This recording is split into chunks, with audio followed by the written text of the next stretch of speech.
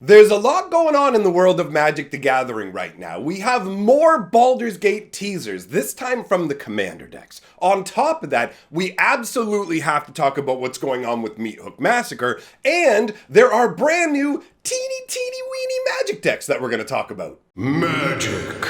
I am a wizard! History. I'm an old wizard! The Magic Historian. My bones hurt. Greetings! Owners of fine luxury cardboard rectangles, my friends! I hope the day finds you well because we have gathered for another installment of Mega Magic News. We've got Baldur's Gate teasers, we've got the Meathook Massacre situation, and we have the smallest Magic decks in the world. So, let's start out with the teasers. A list of 10 different items has been posted on the internet, and I'm going to let you know them now. Now, understand that while we did see a bunch of leaked cards for Baldur's Gate, those were all from the main set. So all the cards here are going to be new cards specifically from the upcoming Commander decks, all right? So the first hint we get is a card that grants protection from creatures. Now we've already seen enchantments that do this before. An enchantment, you place it on a creature, now it has protection from creatures. Protection from creatures is a huge ability in Magic, right? It says, yo, I can't be blocked by creatures. I can't take damage from creatures. You can't target me with creatures. So protected from all kinds of activated abilities, it is a pretty solid ability. Now the question here is, what type of card is it that's granting this protection from creatures? Is it coming from something like a creature that's easier to get rid of? Is it coming from an enchantment? Is it coming from an artifact? Will it apply to multiple creatures at once? Or is this just going to be one creature? Obviously, when we're given these hints, there's lots of places for your imagination to run to, right? But I really like protection from creatures. It is a strange and funky interaction style ability because for the majority of Magic's history, you really only had protection from the 5 different colors and then protection from artifacts. Protection from creatures and other stuff like that didn't really make its way into the game until I think a decade after the game had been created, right? So at the beginning, we had a lot of crazy stuff, but over time, even more awesome things have been added in. Next up, we've got a creature with the types Crab Ooze Horror. I mean, that name right there sounds horrific, right? Like a crab, it's part crab, part ooze, and part horror. Now, I don't actually have any guesses off the top of my head for a creature from Dungeons & Dragons that specifically falls into Crab Ooze Horror? I mean, the ooze part really throws me off. So if you've got ideas on that one, let me know, because I'm legit drawing a blank. And I mean, I started D&D back in 2nd edition, so I don't know if we're dealing with old school D&D stuff or newer school stuff, because Wizards keeps adding on, right? Next item on the list, hint number 3, an enchantment that can, if you build your deck properly, give all of your creatures Undying.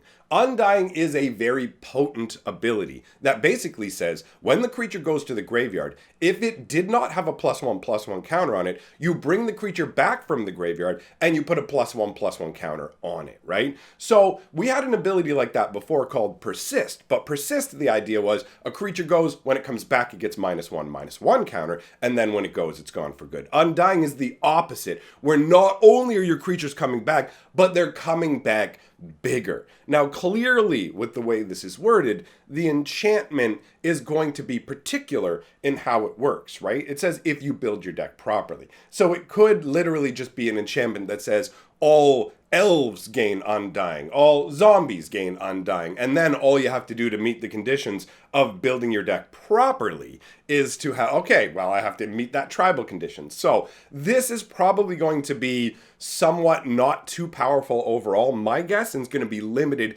in what you can use it with, because like I said, Undying is a very potent ability, right?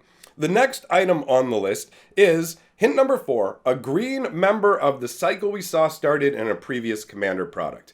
I have to admit that this is the least interesting style of hint for me in particular. For people who pay attention to cycles that may have been incompleted from all the different Commander decks, this is probably exciting. But for me, it's too vague and doesn't really give me much to fasten my mind onto. All it's really saying is you're going to get a green card that is similar to a card or some cards that have showed up in Commander decks in the past, right? That one doesn't really get me fired up. But the next one is interesting.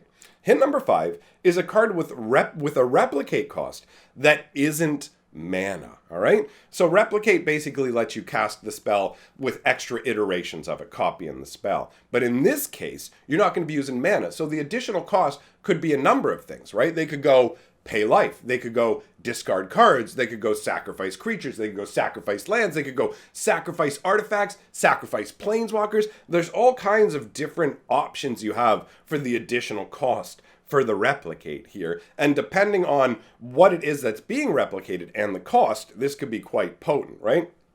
It remains to be seen, but at least that one is good fuel for the imagination. Hint number 6.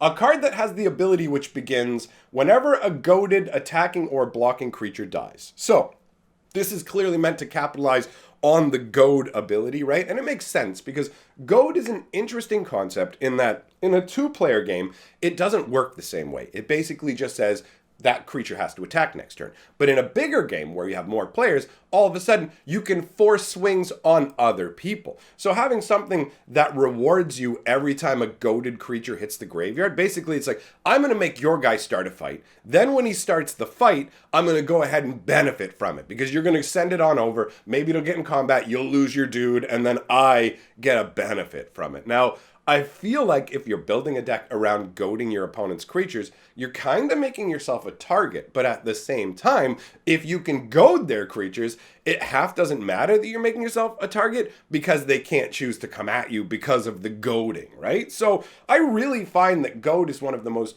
interesting commander abilities I've ever seen that is being said from the perspective of somebody who does only have one commander deck and has not played a ton of commander games, right? But to me, that is definitely interesting.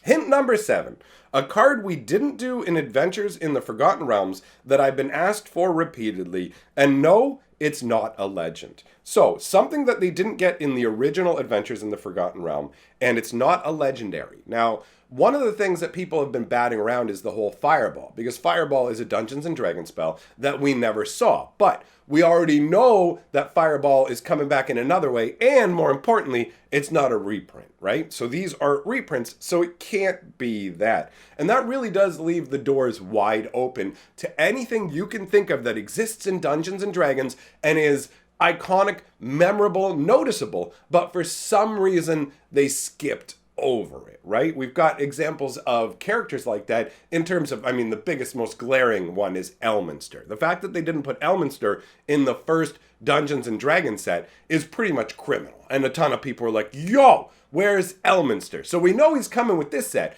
but this is not what's being referenced here. That is something else because it says specifically, no, this is not a legend. So if you have ideas of iconic, items or places, just something that exists in D&D but isn't like a legendary person that did not show up yet, then let me know in the comments because this one is wide open. Number 8 is one that got me excited at first. It says a creature with 5 creature types, and my imagination started to run away. I started to slap all kinds of crazy creature types together, and then my brain went, no. Pull that back. Be logical. What are we probably looking at? We got a D&D set. What kind of mechanic are you going to see in a D&D set? The party mechanic. What does the party mechanic care about? It cares about wizards, rogues, clerics, and soldier fighters or whatever, right? So you have your classes like that. Most likely what we're going to have is just a creature that has its regular creature type and then the extra 4 creature types from party slapped onto it, right? So it's not going to be some crazy troll, monkey, ogre, rhino, goat. It's just going to be like trusty pack goat or something like that. And the goat is like, I also count as the 4 different types for your party. And it's like, this goat is great for everything you need in your adventure. Just don't tickle it. That kind of a thing. So for me, I just think of this card as a party enabler, and it is one of the less exciting items on the list. Number 9 is a card that has an ability which begins whenever a non-land permanent an opponent controls enters the battlefield under your control. Now, this is a very interesting way to start an ability, right? How often can you get your opponent's non-land permanents, but when they come into play under your control, right? You've got to use bribery effects to go through their graveyard, right? You are not their graveyard. You got to use bribery effects to go through their deck. Boom, bring a creature from their deck straight into play. Effects that will let you cast spells from their hand, and if you can cast a permanent from their hand and have it enter play under your control, like you have to do some really weird hoop jumping to meet these conditions, but you'll probably get a pretty sweet reward overall for it. This is the kind of stuff I like. Something that when you see it goes, let's build around this, right? So, number 10, a card named Delayed Blast Fireball was appropriately enough not in our first D&D Magic set, but you'll find it in these commander decks. So I imagine that Delayed Blast Fireball is going to be a return of the suspend mechanic, where you can essentially suspend the spell for a few turns or whatever, and then it'll go off when you want it to. It'll be interesting to see if they give you some kind of bonus effect for the delay, because I feel like you can't just do a fireball effect. Like, you couldn't just go 1 red and X, do X damage to any target, and also like put 3 time counters on this. This happens 3 turns from now.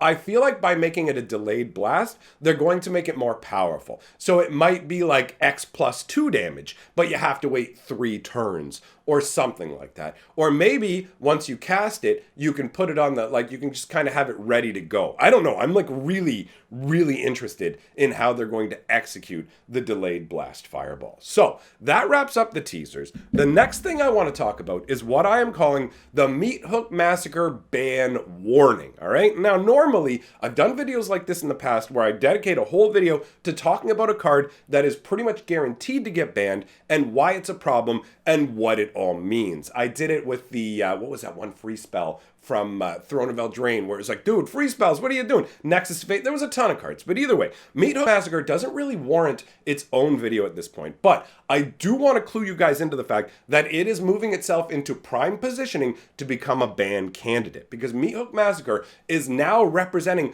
about 50% of the field. So every second deck you run into, you're likely to run into Meathook Massacre. And the more a card has a presence in more decks, the more Wizards of the Coast has to pay attention to it and how it's warping the meta around it. And Meathook Massacre is a card that can't be ignored because it's such an effective board sweeper, right? This will take care of a ton of different creatures all in one go, and not just with damage, with straight up -X, which can take care of indestructible creatures, untargetable creatures. There's all kinds of things that it gets rid of as well. And it's cheap and super effective. It's 2 black and X, right? So you're really going to be able to stay on top of most of your opponent's creatures, aside from the higher end. So what happens is the Meathook Massacre essentially closes the door to a whole bunch of cards in the lower casting cost ranges and things like that, and really slams the door on higher casting cost creatures with low power and toughness. They will absolutely have to have really powerful come into play effects